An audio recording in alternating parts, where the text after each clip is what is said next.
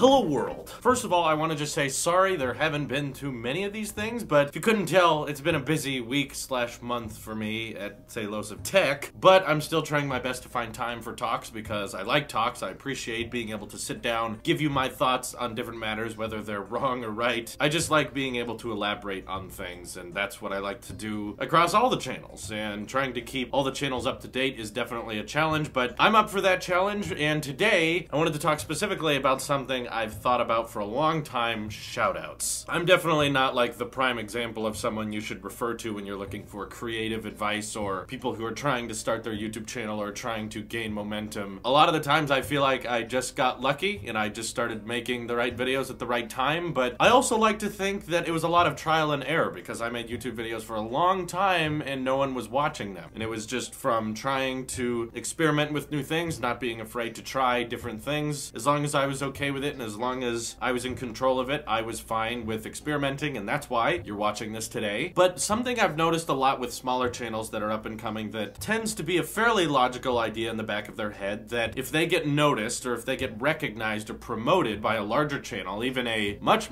larger channel, then that means they've broke into the big leagues. That means they've made it. That means they've succeeded. And today's video, kind of a downer, is to try to explain no, that's not necessarily true. I'm not trying to say that shoutouts are bad. I'm not trying to say that you're wrong if you like to do shoutouts, or if you're a bigger channel and you like to promote other creators. That's perfectly fine, and shoutouts definitely can help. I'm not saying they're pointless. But my point of today's video is to say that it doesn't really change your day-to-day. It doesn't necessarily mean that the work is now over, now your channel's gonna start growing, now you're gonna start flourishing. And I understand that there's a lot of smaller channels already that probably already know this, but I think it's important to say this now for the people who haven't started YouTube channels yet, but that would like to, or maybe they're thinking about growing their audience, or maybe they're thinking about becoming a YouTuber. I hope I can plant this idea into all of your minds with today's video about why shoutouts don't necessarily change you in the long run, and they don't necessarily mean you've made it, you're now a success, you're in the big leagues, because I've had plenty of shoutouts and I've had plenty of mentions in my time. And I can tell you the hard facts about what it necessarily does to your channel. And once again, keep in mind this is all from my experience. So totally understand that there may be other YouTubers out there who got the perfect shout out and it blew up their channel and that's how they became popular. If that happened, great. Maybe refer to them. Maybe they could tell you what's better about those particular shout outs. But today's about my experience, and I'm gonna tell you what shout outs have done for me. So I don't know if a lot of you have remembered this, but almost a year ago now, just a little bit over a year, we had MKBHD on our channel. He commented on a video I made about him. It was directed towards MKBHD and Everything Apple Pro. And he commented on the video and he said he was up for a podcast and he would totally do whatever we were up for. So I got really excited. We scheduled the meetup because I'd been watching Marquez for a long time, and I was really excited. At that point, I felt like my channel was about to get swept up into something big and I was about to explode with views because I got MKBHD. This is a huge YouTuber. This is someone I've been watching for years now, and he's now going to talk to me, even though I've just been watching him on a screen, and it's been quite a barrier there for so many years. Now that barrier is going to be broken. He's going to know me. He's going to get to talk to me and get to know me better. So we did the collaboration video. It was fun. I was definitely very nervous. If you were watching back then, you remember how shaky I would get when I talked to him, and I was just breaking down. It was also a busy time because it was the last day in the attic. Literally the day after the collaboration, we were going to be moving into the Oroville office, so it was a very busy time. But yeah, I definitely thought, okay, we're having a multi-million subscriber YouTuber on the channel. This is gonna be big. So we had a nice sit-down discussion. We tried to figure out what is the best way we can upload this collaboration video. We thought maybe just upload the full hour, but maybe a lot of people wouldn't like that, so we decided to divvy it up into separate parts so that you could follow just one topic of each part of the interview. And we did that. And you know what? Didn't necessarily do that good. Didn't do bad by any means. A lot of people were excited to see us together, and a lot of people were excited to watch us. But I'll admit, to this day, I still feel like that collaboration did not necessarily do as well as I was expecting, because Marquez, that's a big channel, and me at the time was a lot smaller a year ago, and I thought this was gonna be huge. But it definitely was not. It was definitely like uploading regular tech videos, you know, our usual subscribers watched them, and that was about it. It didn't blow up up or anything like some of our iPhone 8, iPhone edition videos last year did, but the funny thing is, to this day, over on Talos of Tech, the most viewed video is still the video directed to MKBHD and Everything Apple Pro, which I find particularly bizarre on the platform, that more people are interested in videos about other people than they are videos with other people. More people are interested in watching me talk about MKBHD and Everything Apple Pro than they are me talking with MKBHD, or maybe Everything Apple Pro. I don't know. We've never spoken. Maybe if we got him on the channel, that would change everything, but I doubt it. And then more recently, we had another fairly big collaboration with Jonathan Morrison. FYI, he was gonna stop by the office, but plans changed. He had to cancel. Sorry to get your hopes up, but he said life is busy, and I got more time with him than I ever thought I was gonna get, so no pressure to Morrison at all. Just thank you for your time. But see, a lot of people said, well, Drew, you didn't get to go on MKBHD's channel, so since you didn't appear on his channel, that's why the video didn't take off, which I guess there is some logical reasoning to that. I could understand why it wouldn't take off, because I'm not getting in front of the millions of people watching him. He was just getting in front of the couple 10,000 people watching me, which was cool for my fan base, but to his fan base, not much really changed. Though I thought it was a little bit different this time with John Morrison, because for one, he gave me a direct shout out via Twitter, which was completely out of the blue. I did not expect it at all. And at the time, I knew who John Morrison was. I would watch his videos occasionally, but I was not a subscriber. I was definitely not a super loyal fan, but I just recognized the name. For years, I would tune in here and there and watch his high-end cinematography, but hopefully you guys remember that I don't really watch tech channels on a normal basis, so wasn't anything wrong with him. It was just not really my genre. But once he gave me that shout out, that's when I started realizing, okay, this guy's watching me. I should start watching him. We should get to know each other better. So that's when I started watching John Morrison, and now I'm subscribed and everything. But you'd think that when you get a Twitter shout out like that to millions of people, and a lot of people now are looking at your channel that weren't there before, you would get some type of spike. That was an often very common Twitter reply. A lot of people saying, oh my god, John Morrison watches you now. You're in the big leagues. You've made it. This is it. You're about to explode with views and numbers. Nope.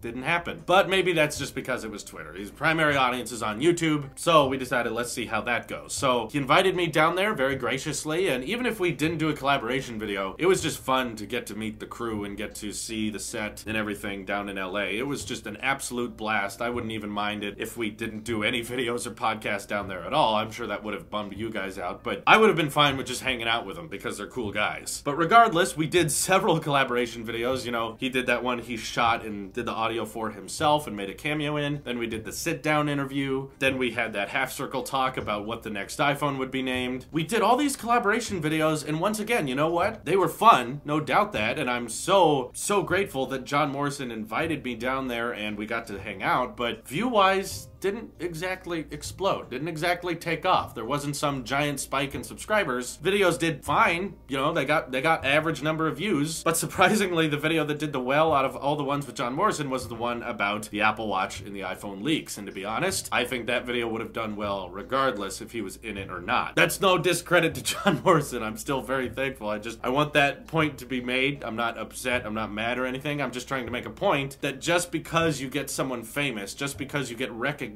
by a larger creator, it does not necessarily mean you're instantly in the big leagues. It can give you a little push, but in my experience, didn't even give me really a little push. Subscriber count has been mild, it's been consistent, it's been growing at a healthy rate. I'm fine with our growth, but I just want you guys to know that you'd probably expect that if you get noticed by a 6 million subscriber channel or a 3 million subscriber channel, that means you're about to take off, and that's not really true. I think the best possible thing a shout out can really do for anyone is just be a little bit of an ignition for a bonfire that could resemble your channel's growth. Don't think that me giving you a shout out or some other YouTuber you really like giving you a shout out is suddenly going to mean your channel's big now, you're growing at a handsome rate, thankfully because of one creator. And honestly, it really shouldn't work that way. Even if you're upset that it doesn't work that way, or even if you think it's not fair that a big million subscriber channel may notice you and promote you, that should make your channel bigger, that should give you a lot more publicity, and that should mean your channel grows a lot faster. I personally am gonna disagree with you on that. I think that it's much more beautiful when you found a way to captivate your audience and you didn't have to do it on the back of someone else. You didn't have to rely on some other creator noticing you or some other creator you enjoy giving you all the credit for something. That's not why your channel should grow. It should grow because of you. You need to be the one responsible for your channel's growth. You need to be the one responsible for getting audiences on you. I totally understand the point that it can be difficult at times to get your videos promoted promoted and to play the YouTube algorithm game and make sure that they promote your videos to other people and you get handsome growth. I understand how complicated that is, but one shout out or one YouTuber noticing you, even several YouTubers larger than you noticing you, is definitely not enough, I think, to grant a successful channel, grant years of continued growth. You, the creator, you, the one editing these videos or filming these videos, have to be the one that makes that happen. I think that's better, because when you do get success and you do start growing and you are a successful full-time YouTuber or anything like that, you can say that your work that you put into this is what made it happen. You don't have to say, I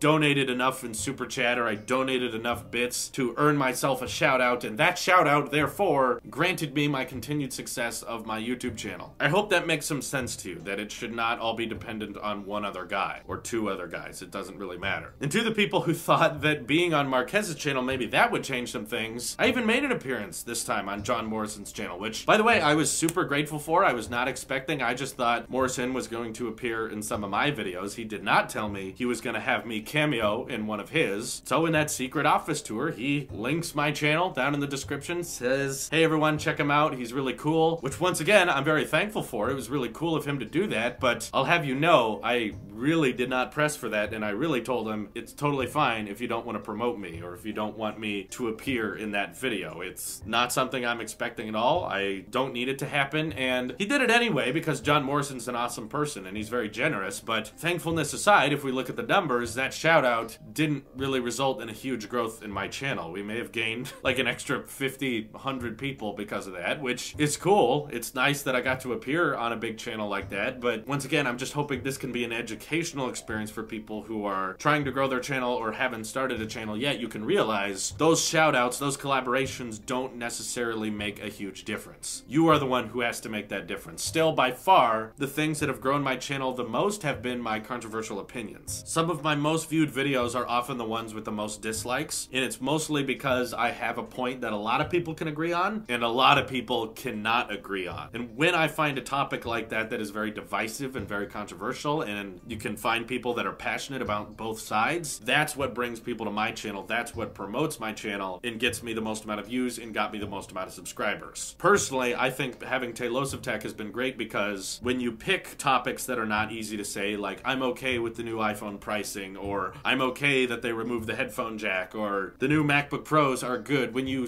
take stands on things like that, you find a lot of people that hate you, but at the same time, I think that if no one actually hates what you say, a lot of people will never love what you say. If you always take the road down the middle and you always try to please the most amount of people, no one's going to have a problem with you, but no one's really going to be a huge fan of you either, because everything you say is going to be incredibly straightforward and stale. So taking stances, taking opinions, and leading into your bias, as I always say in the tech channel, is what's helped me grow. So I hope you guys can take that into consideration when you're growing your channel. And just realize, because I see this a lot in my messages, I see this a lot in chat, Drew, can you shout out this? Drew, can you give me a shout out? Drew, can you promote this? Don't emphasize that so much, because it really won't matter. I could give 5, 6 people shout outs a week if I wanted to, but at the same time, the reason I'm not a fan of doing shout outs as much, and the reason I don't promote YouTubers very often on my channel, is because I know from experience that it doesn't do very much, and you're the one who has to make your channel grow, not me. For the record, I have nothing wrong with YouTubers that want to promote smaller YouTubers or friends they have. That's totally fine. I do not criticize that at all, but it's just not something I'm a huge fan of, unless I find a YouTube channel that I think is really, really great, and I just want my audience to know what I'm watching at the moment. In that case, yes, I will occasionally promote someone if I'm really, really into them, but in case you're wondering why Talos of Tech doesn't have kind of a routine creator of awesomeness like John Prosser may have, it's because I think that that may attract a lot of people to want to be promoted, and they don't necessarily deserve it, or they don't necessarily realize that that doesn't really change very much. And I don't want to generate too much false hope for smaller channels out there for thinking that, oh, if he just picked me, if he just chose me, then my channel would grow. Which, like I said at the beginning of the video, it definitely can help. It can definitely give you that extra push. It can definitely give you that growth. But also, it's got to be you that continues to burn that flame. It cannot be some other creator alone. All right, so that covers the topics of shoutouts. Hopefully, I made some logical sense to you, and I made some points that you didn't think about in the past. Hopefully, I didn't upset anyone. Wasn't trying to. Was just trying to explain my thinking. But thank you guys for watching. Appreciate your time. Hope you have an excellent day.